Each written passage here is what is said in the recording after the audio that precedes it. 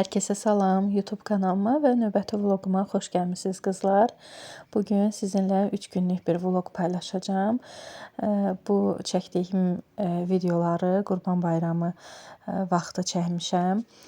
İlk öncə bayramın ilk günündən başlayıram.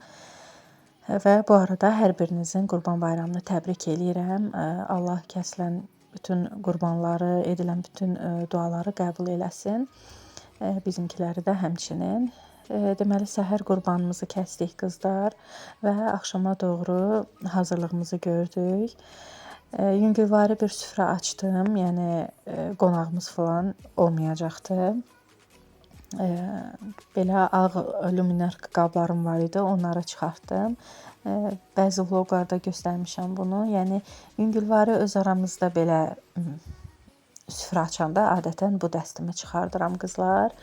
Bir də ki, Ramazan bayramı vaxtı salfetkalar almışdım. Dini temalı, yəni dini bəzəkli. Onları qoydum. Süfrəni yavaş-yavaş gördüyünüz kimi artıq düzəldirəm. Yəni evdə olandan nə var, onları eləmişəm qızlar. Yəni xüsusi bir hazırlığımız olmadı. Yəni hər hansısa bir salat falan belə şeylər hazırlamadıq, əlavə yemək belə şeylər olmadı. Bir də belə bir tort almışdım. Uşaqlara görə aldım bunu da ki, yəni forması qəşəng idi. Qurban Bayramına uyğun idi. Aldım ki, süfrədə şirniyyatımız da olsun. Bir də belə aksesuarlarım var idi qızlar. Bunları əslində dediyim kimi Ramazan bayramı vaxtı almışdım. Onda nəzərdə tutmuşdum ki, süfrə dekorumda istifadə eləyərəm. Amma Ramazan bayramı günü biz yoldaşımın dayısıgildə olmuşduq. Yəni onlar təzə gəlinlərini qonaq çağırmışlar. Biz də orada olmuşduq deyə bayramı evimizdə qeyd eləyə bilməmişdik. Ona görə də bu salfetkaları, bu aksesuarları istifadə eləyə bilməmişdim. Bu da əslində xurma sunumluğudur. Sadəcə olaraq belə dedim, qoyum süfrəyə, bu da olsun. Bunların hamısını Qarayevdə Miray Cehizlik mağaza var, oradan almışdım. Gördüyünüz o 3 aksesuar 1 manataydı. Bu aksesuar isə 5 manata almışdım. Hələ qiyməti də üstündə var. Bu da belə, yəni içində işıq yanır, həm də ki dua oxuyur. Belə bir aksesuardır. Onu da qoydum, yerləşdirdim. Belə. Süfrəmi qurmuşam. Dediyim kimi, xüsusi bir hazırlığımız yox idi. Yəni, xüsusi bir alış-veriş eləməmişdik bayrama görə qızlar. Əsas bizim üçün qurban idi. Səhər yoldaşım gətirdi, elə həyətdə qurban kəsildi.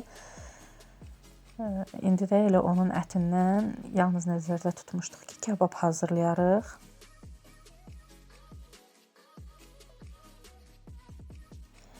Əlavə olaraq yoldaşım badımcan, bibər, bir də pomidor, belə şeylər, onları da, yəni tərəvəzləri də közlədi. Biz də ondan köz salatı hazırladıq. Yəni menümüz ancaq kabab və köz salatı oldu qızlar. Mayonezli salat eləmək istəmədik. Həm də ki, heç çatdıra bilməzdik. Əslində günorta mən Mehrini hazırlığa da aparmışdım. Yəni çatdıra da bilməzdik. Elə yüngülvari əlimizin altındakılarla süfrəmizi qurduq. Özümüz olduq. Bir də yoldaşımın bir xalası oğlu gəlmişdi. O idi və salam. Yəni bir 7-8 nəfər idik. Yeməyimizi yedik. Daha sonra biraz söhbət falan elədik. Qabları zadı yuduq, rahatladıq. Qonşunun uşaqları keçmişlər həyətdə. Uşaqlarla oynayırdılar. Elə onları da dəvət elədim. Onlar da gəldilər. Dedim, gəlin bir yerdə tortu kəsək. Tortun üzərində quzu var idi. Mən elə bilmişdim ki, o quzu marsipandan hazırlanıb. Amma marsipandan hazırlanmayıbmış. Bildiyimiz ağ şokolad imiş. Yəni uşaqlar hər gün qırıb-qırıb biraz yeyirlər. Çay zadı dəmlədik. Biraz da belə deyim, şirniyyat süfrəsində, çay süfrəsində yığışdıq. Bu kadrlar isə qızlar bayramın ikinci günündəndir. Yəni onsuz da bayramı neçə gün verirlər, versinlər. Bir günü qeyd eləyirik, qalan günləri bizim adətən işimiz nə olur? Evi rahatlamaq olur, evlə olur. Yəni uzun müddətli bir vaxt da deyil idi. Yəni harasa getmək planımız da yox idi. Açığı bu bayram günləri mənim üçün biraz fürsət oldu ki, uzun müddətli evlə bağlı təxirə saldığım işlər var idi qızlar. Gördüyünüz kimi, yəqin ki artıq başa düşdünüz ki, bunlar bizim geyinilməyəcək paltarlarımızdır. Əslində qışlıq paltarları seçəndə geyiniləcək, geyinməyəcək hamısını bir yerə yığmışdım. Bir də təzədən qabağıma tökdüm. Həm yoldaşımkiləri, həm uşaqlarınkiləri, həm özümkiləri. Bir də təzədən geyiniləcək və geyinilməyəcək kateqoriyalara ayırdım. Uşaqların bir xeyli ayaqqabıları çıxdı qızlar. Hərəsindən elə bir basonoşka, 3 dənə də keta ayaqqabıları çıxdı. Uğurda bir dənə də sapaşka oldu, yəni qış ayaqqabısı oldu. Hansı ki, yəni ayırmışam. Görürsüz, hamısı da tərtəmizdir, yəni yumuşam, təmizləmişəm. Burada bir dənə kirli paltar və yaxud da ki, ayaqqabı yoxdur. Bunların hamısını paketləyəcəm və ayıracam kiməsə vermək üçün.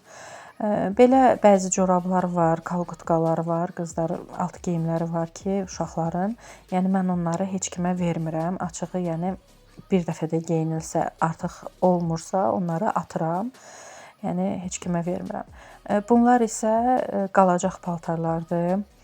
Demək olar ki, Mehrinin hər bir şeyi artıq verilməlidir. Çünki Mehrin çox sürətlə böyüyür. Yəni Uğuru da böyütmüşəm, amma Uğur Mehrin kimi olmayıbdı. Yəni Mehrin bir paltarı çox nadir hallarda növbəti ildə geyinər. Ona görə Uğurda biraz paltar qaldı, amma Mehrində demək olar ki, hər şeyi çıxardası oldum. Deməli, paltarları rahatlayandan sonra qızlar açığı 1-2 saat yatdım, dincəldim. Çünki paltarlar məni çox yormuşdu. Daha sonra evləri də dərindən yığışdırdım yatıb durandan sonra və biraz belə işə də gec başlamışdım deyə. Axşama qədər işim çəkdi. Artıq görürsüz ki, hava qaralıbdı. Mən indi evin belə deyim də əlini ayağını yığıb qurtarmışam. Bir də belə bir ətirim var idi. Digər ətir artıq bitib. Bu ətiri də istifadə etmirik. Ərəb ətiridir. Çox belə ağır isi var. Onu da belə evə ətirləndirici kimi istifadə elədim. Pərdələrə zada sıxdım. Uzun müddət idi ki, qızlar, evdən əlimi ayağımı çəkmişdim.